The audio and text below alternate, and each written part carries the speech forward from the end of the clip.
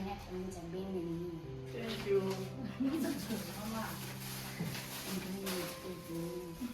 Thank you.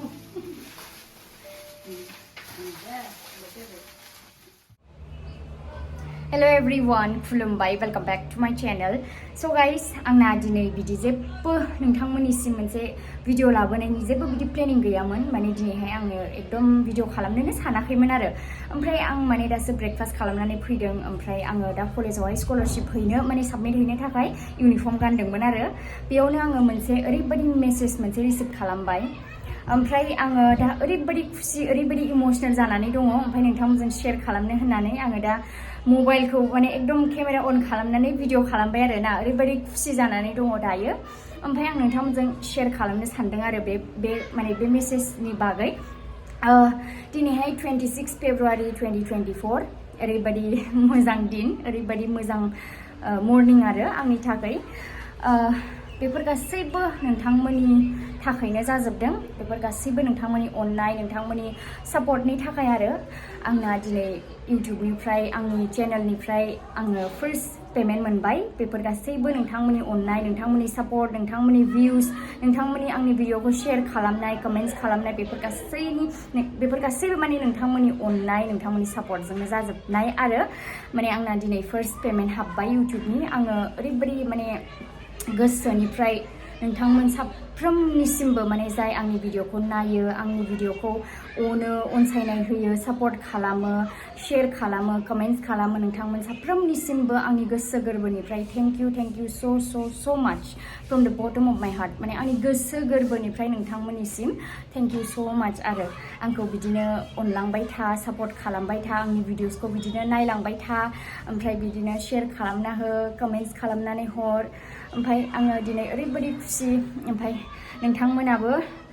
माने आंजों लोगोसे बे खुसियावहाय माने रंजाफादो आरो माने खुसि जाफादो मानो होनबा नोंथांमोननि थाखायसो आङो दा बिसिम सफैनो हादों ओमफ्राय नोंथांमोननि अननायनि थाखायसो आङो दा बे पेमेन्टखौ मोननो हादों आरो ना ओमफ्राय आङो बे भिडिअखौ माने आङो दा जाखिनि आङो भिडिअ खालामबाय थादों आङो बे भिडिअखौ दानो आपल'ड होथ'वा आरो मानो होनब्ला मोनसे आंना सिमां दङ आङो बिराद इमोशनेल आङो दा रायज्लायनो हागोन ना हाया जायखिया आङो माने आंना मोनसे सिमां दङ आरो जाखिनि आङो आंनि एबारसो नोंथांमोननि अननायजों आंनि फैसा आं खामायनो हानाय माने आंनि आखायावनो आंनो हारसिं खामायनो हानायनि मोनसे पेमेन्ट मोनदोंथ' ओमफ्राय आंना मोनसे सिमां दङ आं सिगांनिफ्रायनो सानो माने बेसे माने आंना पेरेन्टसा आबै बाबा मामि आगै मादै आंखौ मालाबाबो ना होनफेरा ओमफ्राय आंनि माने फरायनायनिफ्राय लानानै ड्रेस एरि गासैबो ओमफ्राय भिडिअसिम माने आंखौ मालाबाबो ना होनफेरा आरो जेरावबो सापर्ट खालामो जेरावबो माने मटिभेट खालामो आंखौ बिराद ओरैबायदि बिनि थाखाय आं बिराद लाकि ओमफ्राय ब्लेस्ड फिल खालामो आरो आङो बिदि पेरेन्टस मोनदों ओमफ्राय आङो बिनि थाखायनो माने आंनि बाबा मामि आबै आगै मादैनो आङो फिसाब्लाबो गिफ्ट होनो सानो आरो बिसोरनो माने आंनि फार्स्ट पेमेन्टजों आङो बिदिनो मा होनो स्पन्सरशिप ओमफ्राय कलाबरेशननि फैसा मोननाय एसे जाखिनि मोननाय बेफोरजोंथ' आं हाख'जोबा नालाय गासैनोबो गिफ्ट होनो न'खरनि मानसिफोरनो ओमफ्राय बिनि थाखायनो आङो बेखौ नेनानै दङमोन आरो बिराद गोबावनिफ्राय आं नेनानै दङमोन ओमफ्राय दा फाइनालि जाफुंबाय नोंथांमोननि अननायजों नोंथांमोननि सापर्टनि गेजेरजों ओमफ्राय आङो बिराद मोजां मोनदों आरो खनसेबाव थेंक इउ स' माच नोंथांमोननि अननायनि थाखायनो बेफोरो जाफुंबाय ओमफ्राय आङो बे भिडिअखौ जेला आं गासैबो गिफ्टखौ रेडि खालामजोबमोना अब्ला आङो न'आव थांगोन अब्ला आङो बे भिडिअखौहाय होफागोन आरो ना ओमफ्राय दा बेनो आं नोंथांमोनजों बेखौनो आङो नोंथांमोनजों शेयार खालामनो होननानै भिडिअखौ लानानै दोनबाय आरो दायो ओमफ्राय दायो आङो कलेजाव थांनोसै आरो स्कलारशिप साबमिट हैनो थाखाय बेफोर गासैबो माने आं बिराद इमोशनेल ओमफ्राय बे खुसिनि मोदैसो आं बिराद खुसि सिंनिफ्राय बिनि थाखायनो मोदैबो गफाबाय आरो ओमफ्राय ओरैनोबाबो आंना एकदम थाब फैथारो बिराद इमोशनेल आङो ओमफ्राय दा आङो बिदिनो बेनो आरो नोंथांमोनजों दिनै शेयार खालामबाय ओमफ्राय आसा खालामो नोंथांमोना आंखौ बेबायदिनो माने सापर्ट खालामलांबाय थागोन अनलांबाय थागोन ओमफ्राय माने आंनि भिडिअखौ नायलांबाय थाबानो जाबाय माने बिदिनो आरो नायलांबाय था ओमफ्राय सापर्ट खालामलांबाय था दा आङो बेयावनो दोनथ'नो सानबाय once again thank you so much Hello everyone, खुलुमबाय, welcome back to my channel. So guys, आङो दिनै फाइनाली नोंथांमोननि सिगाङाव बे भिडिअखौ लानानै फैनो हामारबाय बेसेबांबा गोबावनि उनाव फेब्रुवारिनिफ्राय आङो दिनै एप्रिल जालायलायबाय ओमफ्राय आङो दिनैसो भिडिअखौ शुट खालामबाय आरो दिनैसो लानो हाबाय मानो होनोब्ला जोंनिया 6 सेमिस्टारनि सेसनेल एग्जाम जादोंमोन ओमफ्राय आरो नोंथांमोनाथ' मिथियो आंना एकदम देहायानो मोजाङानो नङामोन ओमफ्राय आरो आङो जे सिगांनि भिडिअआव खोन्थाबाय नोंथांमोननि अननायाव आंनिया फार्स्ट पेमेन्ट हाबबाय होननानै ओमफ्राय फेब्रुवारियावनो हाबदों ओमफ्राय दा आङो गिफ्ट इरि रेडि खालामनायावनो ओमफ्राय माने अर्डार खालामनाय बुस्थुआ एखेलगेयैनो सफैया नालाय बेलेग बेलेग दिनाव सफैयो ओमफ्राय दा गासैबो सफैजोब्बाय आरो सेसनेलबो जोब्बाय ओमफ्राय देहायाबो मोजां जाबाय गाराङाथ' आंना ओरैबायदि गाज्रिखामोन दा गाराङाबो मोजां जाबाय ओमफ्राय दा गिफ्टआबो रेडि खालामजोब्बाय ओमफ्राय आङो मैया पेकिंबो खालामजोबखांबाय मोनायाव आङो नोंथांमोननो बे भिडिअनि गेजेरजोंनो देखायलांजोबगोन ओमफ्राय दा जोंनिया सेसनेल एग्जाम जोब्बाय नालाय बिनि थाखायनो न'आवहाय दसे थाहैनोसै सानबाय आरो आङो सानथाम सानब्रैसो ओमफ्राय बेयावनो आङो लांफानोसै हैखानोसै होननानै नोंथांमोनजोंबो शेयार खालामनांगौ नालाय आंना ओमफ्राय आङो भिडिअखौ लाबाय आरो दा ओमफ्राय दा जोङो ओंखाम जाखांनानै थांनोसै माधुबो थांगोन ओमफ्राय आंबो थांगोन न'आवहाय ओमफ्राय बिदिनो सानथामसो थानानै फैगोन आरो मानो होनबा जोंनिया प्रि बैसागु प्रग्रामबो जागोन नालाय 12आव जागोनदां जोंनिया बे कलेजाव ओमफ्राय बेखौ नोंथांमोनजों आङो भिडिअआव देखायखागोन जायखिया दायो न'आव थांनोसै ओमफ्राय आङो फिसासो लादों आरो एथ'बां गेदेर बिदि जेबो गिफ्ट गैया बिदि होनो हाया बाट आंनि गोसोआ बिराद गोजोननाय मोन्दों बिराद खुसि मोन्दों जा आंनि खुद नोंथांमोननि अननायजों आंनि फैसाजोंनो आङो मामि बाबानो फिसाबाबो गिफ्ट होनो हादों बेनो आंनि थाखाय बिराद गिदिर खोथा बेफोर गासैबो नोंथांमोननि थाखायसो ओमफ्राय नोंथांमोनखौ आरो आङो दिनै खनसेबाव थेंक इउ स' माच आंनि गोसो गोरबोनिफ्राय होनबावबाय आङो ओमफ्राय बेबायदिनो सापर्ट खालामलांबाय थाबानो जाबाय ओमफ्राय दायो न'आव थांनोसै ओमफ्राय आङो नोंथांमोननो मा गिफ्ट लादों बेखौबो आं खोन्थागोन देखायगोन ओमफ्राय दा नोंथांमोना आंजों लोगोसे भिडिअनि गेजेरजों थाफाबाय थाबानो जाबाय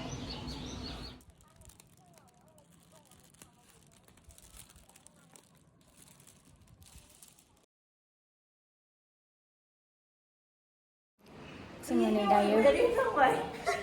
नंगौ साला दायो नै जोङो गाहायाव फैबाय आरो ओमफ्राय नाम लिरनांगौ नालाय माधुआ नाम लिरबाय ओमफ्राय जोङो दा ओंखारलांनोसै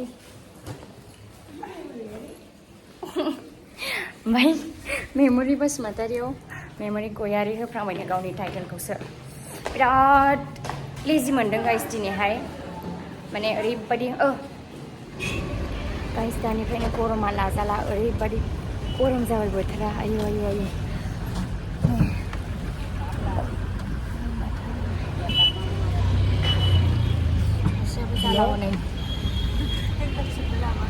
गागोन गरमा ओरैबायदि गरम जाबाय दानो एप्रिल हाबजेननायावनो स' गाइस आङो नै दायो दासो न'आव सफैदों टाइमा बेलासिनि 4टा जासिगोन ओमफ्राय जोङो हजोंनिफ्राय ओंखारदों बिदिनो 1टा बायदियाव ओंखारबोदोंमोन आरो माधुआ सहैनानै मालाय दुगैखांबाय ओमफ्राय दा उन्दुलायबायसो ओमफ्राय आं दासो सफैदों आरो ओरैबायदि माने आंना मुडानो चेन्ज जाबोयो न'आव फैबाथाय माने लामानि थाखाय आरो लामाया ओरैबायदि माने अयथासार गाज्रि मा बुंबावनो ओरैबायदि हाद्रि जाबोजोबो ओरैबायदि खस्थ' मोनबोयो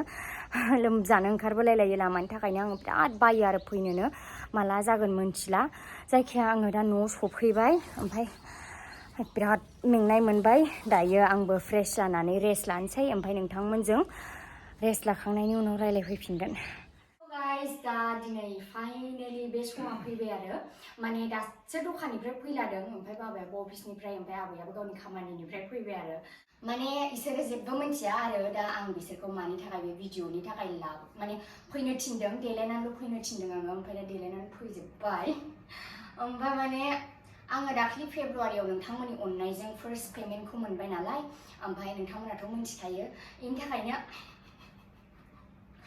इनि थाखायनो आङो बे फार्स्ट पेमेन्ट मोननायजों बिसोरनो फिसा गिफ्ट बायदों आरो ओमफ्राय दा आं बेखौनो बिसोरनो होनो सानदों जिरायदो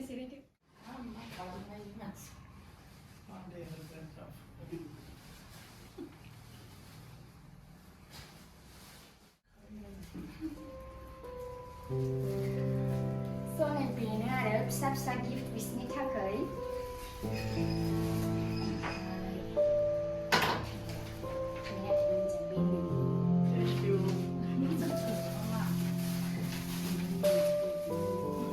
Thank you.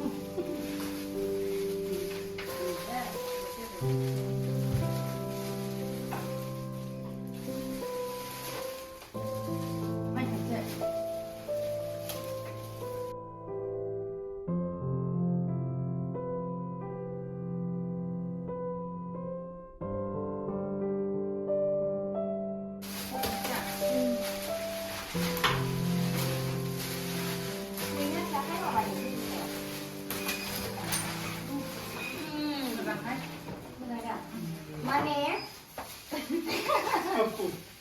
माने मामिया बेग नागिरबाय थादों नालाय ओमफ्राय मोनाखै बेनि थाखायनो बेगखौ अर्डार खालामबाय ओमफ्राय आबैयाबो अमा फानो नालाय फैसा लानांगौ बेखायनो बे आरो दख'नाखौथ' ओरैनो होबाय थानाय जाखायो मामिया माने बिसोर दख'ना बायबाय थाखायो नालाय सानैबो ओमफ्राय आबैनोबो बिदिखौ ओरैनो मामिया दख'ना लाबोना फैबाय थाखायो बिनि थाखायनो दा नांगौ बुस्थु फिसा फिसाबाबो होबाय आरो ओमफ्राय बेफोर गासैबो नोंथांमोननि अननायजोंसो जादों मोजां थैयो आं एकदम बरिया पास नाम्बारल' फाङो आथिङा नै थोयोना थोयाथाय मोजां नै बिराद मोजां मोनदों गोजोननाय मोनदों नै आबैनि गिफ्ट मोननानै बे बेग होफैनायनि थाखायहाय हामबायसै माने आबैया मालाबाबो गावनि थाखाय बिदि गोदान बेग बायनानै लाफेराखै आरो जाखिनि आं लाखोन्दा माने आंनि फुराना साइड बेग स्लिं बेग्सनिफ्रायसो लायोमोन बिनि थाखायनो आङो फिसाबाबो आबैनो गोदान बेग बायना होदों आरो स' गाइस आं नोंथांमोननो गिफ्टखौ देखायनो होन्दोंमोन ना बिनि थाखायनो आङो दा देखायबाय नै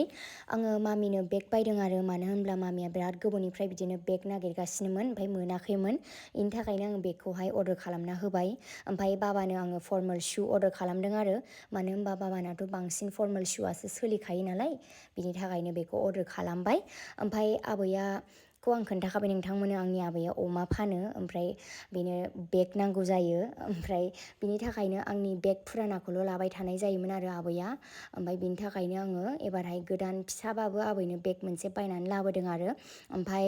दा दख'नाखौथ' मोनबाय थाखायो बिसोर बायबाय थाखायो बिनि थाखायनो आङो नांगौ बुस्थुखौनो फिसाबाबो बायनानै लाबोदों ओमफ्राय आगैनोबो आं दाख्लैनो शार्ट हरबाय ओमफ्राय दा बे एग्जाम दंखाय न'आव फैनो हायाखै आरो ओमफ्राय मादैयाबो दा गसाइगावआवसो दङ गावनि न'आवसो ओमफ्राय उनावहाय लोगो मोनबा मादैनोबो होनोसै आरो ओमफ्राय दायो बेखिनियानो मोनबाय थाबावथोंसै आरोबाव उनाव स' गाइस नोंथांमोना दा बेबादिनो सापर्ट खालामलांबाय था ओमफ्राय नोंथांमोननि अननायावसो आं दा बेखौहाय बायनो हादों आरो ओमफ्राय बेबादिनो सापर्ट खालामलांबाय थादो ओमफ्राय भिडिअखौबो बिदिनो नायलांबाय थाबानो जाबाय आरो ना जाबाय बेनो बाय